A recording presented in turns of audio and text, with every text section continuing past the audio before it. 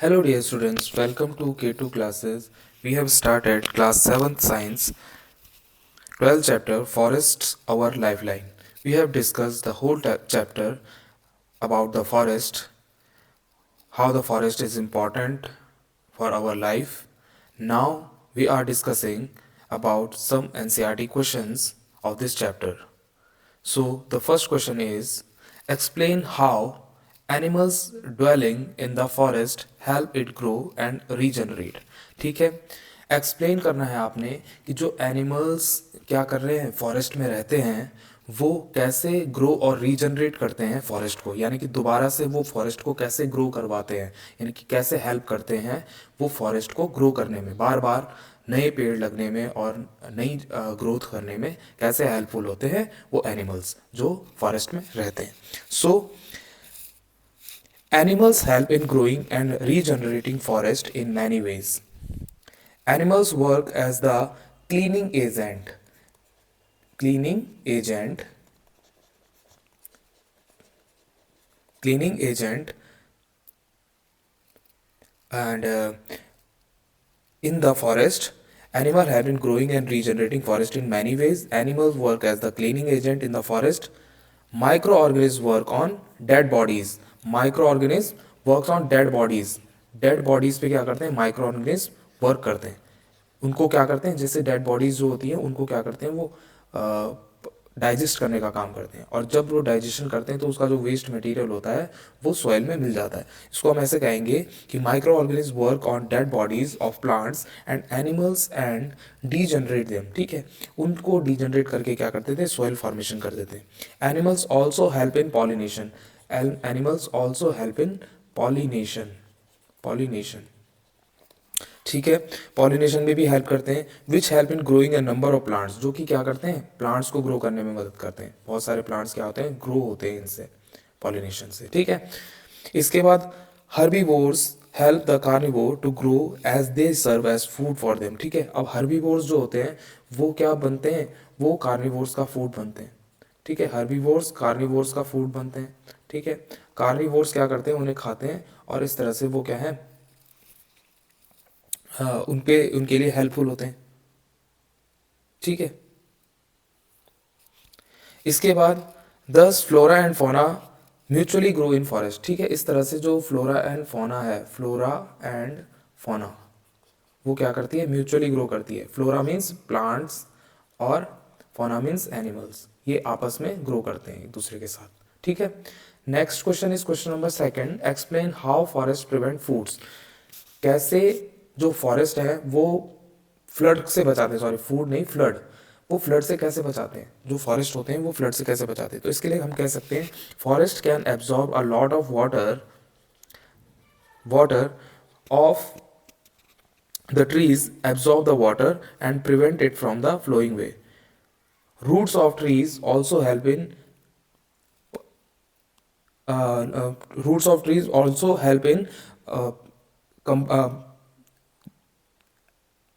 adjusting soil by their roots. They are capturing the soil. वो क्या करते हैं, कैप्चर कर देते हैं सॉइल को और पकड़ कर रखते हैं. ठीक है, जिसकी वजह से जो सॉइल होती है वो क्या नहीं होती है, वाटर के साथ बहती नहीं है. अगर ज़्यादा पानी भी आ जाए तो वाटर के साथ नहीं बहती है. ठीक है, this helps in preventing floods, और ये क्या करता है, फ्लड को प्रिवेंट करता है. ठीक है, अब क्या है, बड़ी बड़ी देखो, आपको पता है कि कैनोपी बनाते हैं, बड़े बड़े ट्रीज कैनोपी बनाते हैं, तो जो वाटर होता है, रेन वाटर, वो डायरेक्टली लैंड फ्लोर पे नहीं पाता है.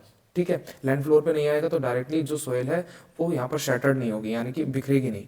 ठीक है, अब एक तो यहाँ से बच गए, ऊपर से जो ट्रीज होते हैं उनकी जो रूट्स होती है ये सोइल को पकड़ के रखती है अपनी रूट हेयर्स के थ्रू. ठीक है, रूट्स के थ्रू अच्छे से पकड़ के रखती है, जिसकी वजह से पानी ज़्यादा भी हो जाए तो वो उसको बहाकर नहीं ले जाती है. तो इस तरह से जो फ्लड होती है वो बच ही रहती है, यानी कि फ्लड से जो फॉरेस्ट है वो बचा रहता है. ये ट्रीज क्या करते हैं, हेल्प करते हैं उस एरिया को सेव करने में. ठीक है, इसके बाद थर्ड क्वेश्चन है आपके पास, what are decomposers, name any two of them, what do they do in the forest. ठीक है, आपने डीकम्पोजर्स के नाम लिखने हैं, व्हाट आर द डीकम्पोजर्स, और डीकम्पोजर्स के बारे में लिखना है. तो डीकम्पोजर्स के बारे में आप ये कह सकते हैं, decomposers are the organism which feed on the dead bodies of plants and animals. ठीक है, प्लांट्स और एनिमल्स की जो है ये डेड बॉडी पे क्या करता है, सर्वाइव करता है, प्लांट एंड एनिमल्स. ठीक है, इनकी भी जो भी डेड बॉडी होते हैं इसी पे सर्वाइव करते हैं और सोइल फॉर्मेशन कर देते हैं। ठीक है, they clean the forest decaying dead bodies and replenishing the nutrition back to the forest soil. ठीक है, ये उनको क्या करते हैं, डाइजेस्ट करते हैं और बाद में दोबारा से जो न्यूट्रिशन उनके अंदर के जो न्यूट्रिशन होते हैं वो उनको सॉइल में कन्वर्ट कर देते हैं। ठीक है, सॉइल में क्या कर देते हैं, उनको ट्रांसफर कर देते हैं। ठीक है, एग्जाम्पल इसके हो गए जैसे बीटल्स हो गए, बीटल्स, ठीक है, बीटल्स, और क्या हो गया, एंड ग्रब्स हो गए। ठीक है, बीटल एंड ग्रब्स। ठीक है, इस तरह के एग्जाम्पल हो गए जो क्या करते हैं, डीकम्पोजर का काम करते हैं। Question number 4 said that explain the role of forest in maintaining the balance between oxygen and carbon dioxide in the atmosphere। ठीक है, आपने फॉरेस्ट का रोल बताना है कि कैसे वो ऑक्सीजन और कार्बन डाइऑक्साइड के बैलेंस को एटमॉस्फेयर में कंट्रोल करके रखते हैं। ठीक है, तो इसके लिए हम कह सकते हैं कि plants release oxygen in the atmosphere during the process of photosynthesis. ठीक है, जो प्लांट्स होते हैं वो रिलीज करते हैं ऑक्सीजन को जब वो फोटोसिंथेसिस कर रहे होते हैं। ठीक है, this oxygen is inhaled by the animals for respiration. During respiration they release carbon dioxide which is absorb by plant. ठीक है, अब इस ऑक्सीजन को क्या करते हैं एनिमल्स वापस अपनी बॉडी में ले लेते हैं। ठीक है, जो प्लांट रिलीज करते हैं जब वो फूड बना रहे हैं, फोटोसिंथेसिस कर रहे हैं। ठीक है, और बाद में एनिमल्स जो कार्बन डाइऑक्साइड रिलीज करते हैं अपनी बॉडी से उसको वापस से प्लांट क्या कर लेते हैं, वो क्या कर लेते हैं, एब्जॉर्ब कर लेते हैं अपनी बॉडी के अंदर, ताकि क्योंकि उन्हें क्या करना होता है, कार्बन डाइऑक्साइड की प्रेजेंस में ही वो फोटोसिंथेसिस करते हैं। तो प्लांट पहले फोटोसिंथेसिस के लिए क्या देते हैं, उनको ऑक्सीजन देते हैं, और जो एनिमल उनको वापस कार्बन डाइऑक्साइड देते हैं वो क्या करते हैं, उससे फूड बनाते हैं, फिर वो ऑक्सीजन रिलीज कर देते हैं जो कि वापस से एनिमल ले लेते हैं। ठीक है, in this way the oxygen and carbon dioxide cycle goes on. इस तरह से जो कार्बन डाइऑक्साइड और ऑक्सीजन की साइकिल है वो चलती रहती है। ठीक है, since forest contain a large number of plants they help much in the cycle and maintain balance in nature. ठीक है, क्योंकि प्लांट्स क्या होते हैं, बहुत ज़्यादा नंबर्स में होते हैं, तो इस वजह से ही क्या कर लेते हैं, मेंटेन कर लेते हैं इस साइकिल को। ठीक है, question number 5 is explain why there is no waste in forest. ये एक्सप्लेन करो कि क्यों जो फॉरेस्ट होता है उसमें वेस्ट नहीं होता है कोई भी चीज़। ठीक है, वहाँ वेस्ट प्रेजेंट नहीं होता है।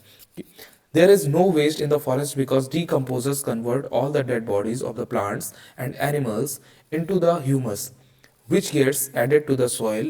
Thus no waste remains। ठीक है, ऐसा इसलिए होता है क्योंकि जो वेस्ट होता है वो सारा का सारा डीकम्पोजर्स क्या कर देते हैं, उसे डाइजेस्ट कर देते हैं, उसको कन्वर्ट कर देते हैं, इसमें ह्यूमस में कन्वर्ट कर देते हैं। आपने सुना होगा ह्यूमस, ह्यूमस में कन्वर्ट कर देते हैं। और ह्यूमस क्या होती है, द फॉर्म ऑफ सॉइल, यानी कि बाद में वो सॉइल में क्या करती है, फॉर्म ऑफ द सॉइल, यानी कि highly nutritious form of the soil बोल सकते हैं आप इसे, ह्यूमस। क्वेश्चन नंबर 6 कहता है आपका list 5 products we get from forest.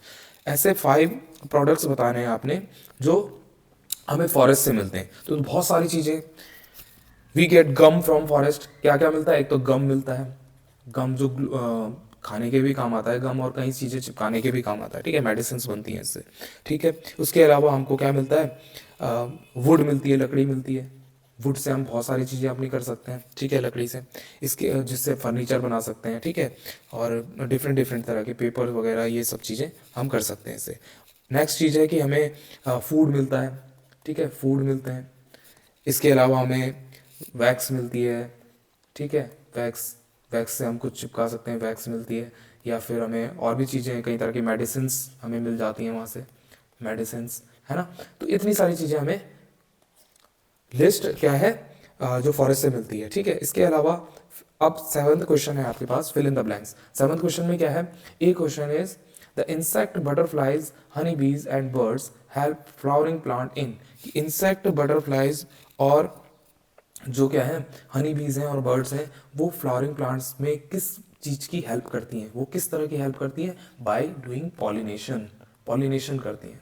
Pollination से वो क्या करती है, फ्लावरिंग प्लांट्स को हेल्प करती हैं। बाय पॉलिनेशन वो क्या करते हैं, फ्लावरिंग प्लांट्स को ग्रो करने में मदद करती हैं। ठीक है, B question is a forest is a purifier of dash and dash.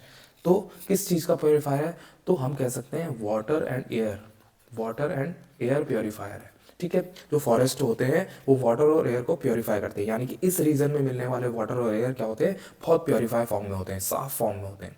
ठीक है। C question is herbs form the dash layer in the forest. जो हर्ब्स होती हैं वो डैश लेयर बनाती है, कौन सी लेयर बनाती हैं, तो लोएस्ट लेयर बनाती है। जो हर्ब्स होती हैं वो लोएस्ट लेयर बनाती है फॉरेस्ट में, यानी कि सबसे नीचे पे जो प्रेजेंट होती हैं आपकी क्या होती हैं, हर्ब्स होती हैं। ठीक है। इसके बाद D question is the decaying leaves and animals dropping in a forest enrich the dash. ठीक है।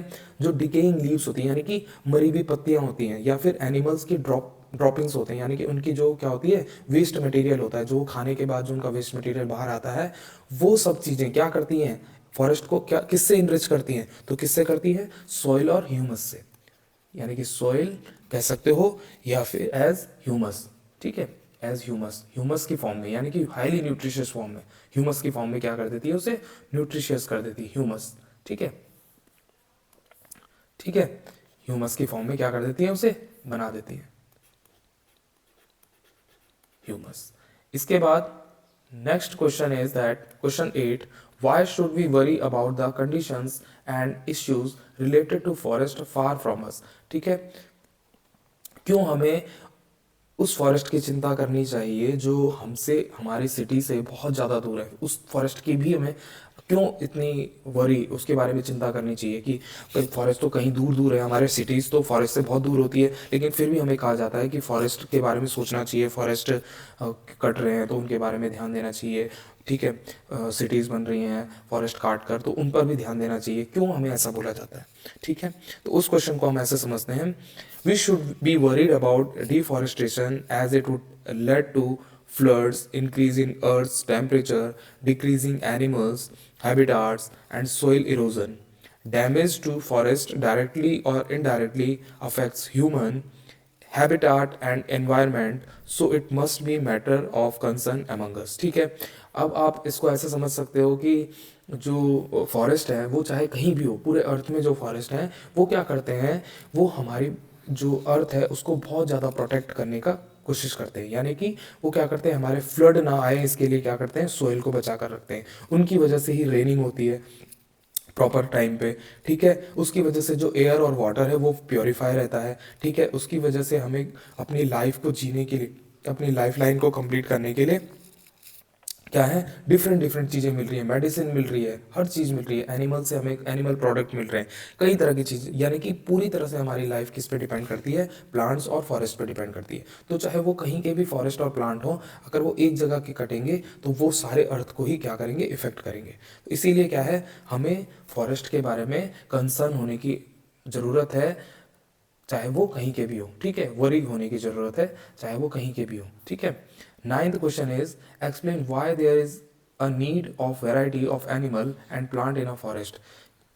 एक्सप्लेन करना है आपने कि क्यों एनिमल्स और प्लांट्स की वैरायटी की जरूरत होती है, डिफरेंट डिफरेंट वैरायटीज़ की जरूरत होती है फॉरेस्ट में, यानी कि एक ही तरह के प्लांट और एनिमल्स क्यों नहीं होते हैं, डिफरेंट डिफरेंट वैरायटीज़ क्यों होती है, उनकी ज़रूरत क्यों होती है। तो इसका आंसर है, all plants and animals sustain the forest life, and also CO2 O2 cycle goes on due to animals and plants. ठीक है। सारी जितने भी प्लांट्स और एनिमल्स हैं वो क्या करते हैं, वो CO2 O2 साइकिल, यानी कि जो आपकी क्या है, जितनी भी क्या है ये एयर, जो कार्बन डाइऑक्साइड और ऑक्सीजन साइकिल है उसको चलाने में हेल्प करते हैं। ठीक है। Animals convert the dead and decaying matter into humus. अब जो एनिमल्स हैं वो क्या हेल्प करते हैं कि वो जितने भी डेड पार्ट है, डिकेइंग पार्ट है, उसको क्या करते हैं, उसको कन्वर्ट करने का काम करते हैं। ठीक है। ह्यूमस में कन्वर्ट करने का काम करते हैं, और increase the fertility of soil, और फर्टिलिटी ऑफ सॉइल को बढ़ाने का काम करते हैं। ठीक है। इस तरह से हम कह सकते हैं कि प्लांट ग्रोथ हो जाती है। ठीक है। एनिमल हेल्प करते हैं प्लांट ग्रोथ करने के लिए। All food chain and food webs need variety of plants and animals. और सारी की सारी फूड चेन या फूड वेब होते हैं, उनको क्या चाहिए, उसको चाहिए कि वो डिफरेंट डिफरेंट प्लांट्स और एनिमल्स हो। इसी तरह से हमारे क्या होगा, डिफरेंट डिफरेंट वेराइटीज़ रहेंगी, तो डिफरेंट डिफरेंट वेराइटीज़ की वजह से क्या होगा, वहाँ पर जो हमेशा बैलेंस बना रहेगा। ठीक है। तो इस तरह से हमने देखा।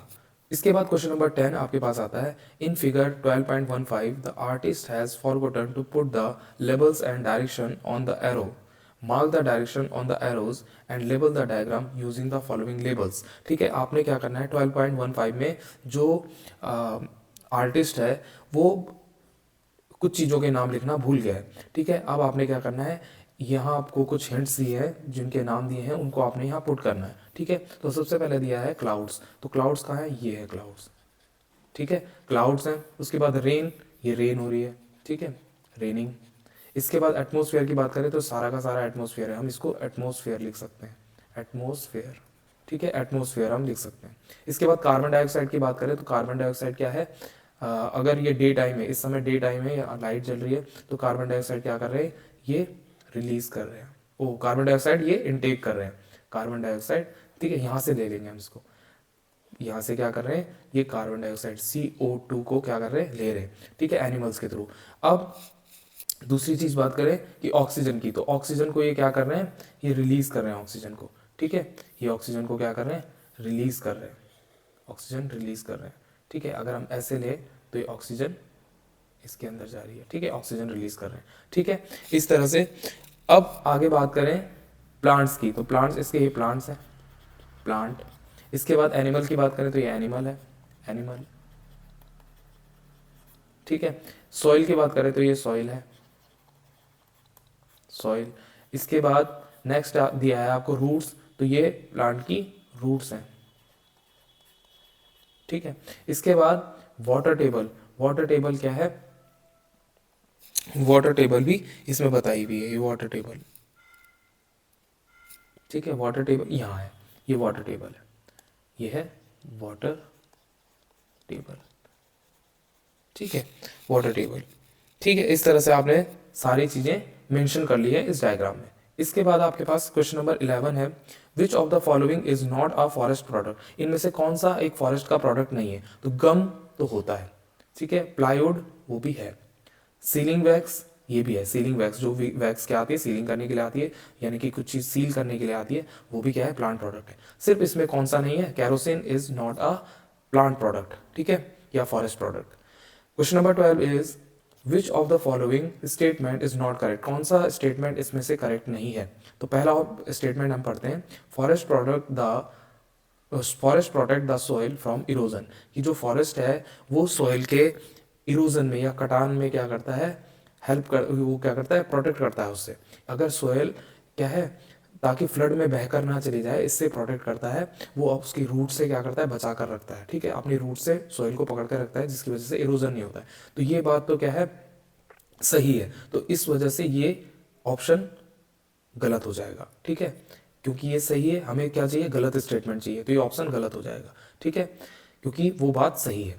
अब सेकंड ऑप्शन को देखेंगे, plants and animals in a forest are not dependent on one another. अब देखो, प्लांट्स और एनिमल्स क्या फॉरेस्ट पर डिपेंडेंट नहीं होते हैं, ठीक है, जो फॉरेस्ट में जो प्लांट्स और एनिमल्स होते हैं वो आपस में एक दूसरे पर डिपेंडेंट नहीं होते हैं क्या, तो ये बात गलत है, इस गलत होने की वजह से ही ये सही हो जाएगी, ठीक है, क्योंकि प्लांट्स और एनिमल एक दूसरे पर डिपेंडेंट होते हैं। वो पूछ रहा है हमसे कि कौन सा स्टेटमेंट गलत है, तो ये वाला स्टेटमेंट गलत है कि प्लांट्स और एनिमल्स एक दूसरे पर डिपेंडेंट नहीं होते हैं, ये स्टेटमेंट गलत है, तो हमें वही ढूंढना है, ठीक है। फिर भी थर्ड ऑप्शन को देखते हैं, क्या पता एक से ज़्यादा हो।